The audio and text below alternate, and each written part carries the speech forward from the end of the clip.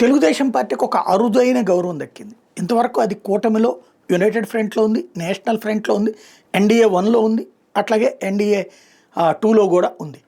అయితే ఇంతవరకు ఎప్పుడూ దక్కదు. కేంద్ర మంత్రివర్గంలో స్థానం చాలాసార్లు దక్కింది. అప్పుడు యునైటెడ్‌లో ఉంది, నేషనల్ ఫ్రంట్‌లో దక్కింది.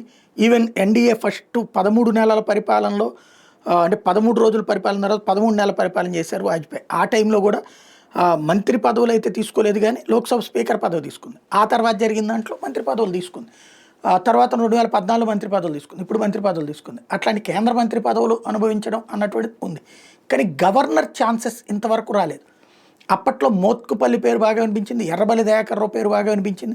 లేకపోతే ఎర్రబెల్లి నేనేం రాజకీయ సన్యాసం చేయనని చెప్పేసి మోత్కుపల్లి నేను రెడీ అన్నారు కానీ ఇవ్వలేదు. అప్పుడు ఉమ్మడి రాష్ట్రంలో ఉన్నప్పుడు 2014-19 మధ్యలో అనేక సార్లు వినిపించింది. ఇప్పుడు అద్భుతమైనటువంటి అరుదైనటువంటి గౌరవం. ఓ ప్రాంతీయ పార్టీకి సంబంధించినటువంటి తెలుగుదేశం పార్టీకి సంబంధించినటువంటి 7 సార్లు ఎమ్మెల్యేగా చేసి ఎంపీగా కూడా గెలిచినటువంటి అశోక్ గజపతిరాజు ఇప్పుడు వాళ్ళ కుమార్తె అక్కడ కార్యకలాపాలు నడుపుతున్నది. ఆయన పాలిట్ బ్యూరో సభ్యుడిగా కూడా ఉన్నారు. ఆయన ఇప్పుడు గవర్నర్గా ఎంపిక కావడం గోవాకి అన్నటువంటిది కీలకమైంది. తెలుగుదేశానికి మోడీ సర్కార్ ఇచ్చినటువంటి అరుదైనటువంటి గౌరవం అని చెప్పాలి.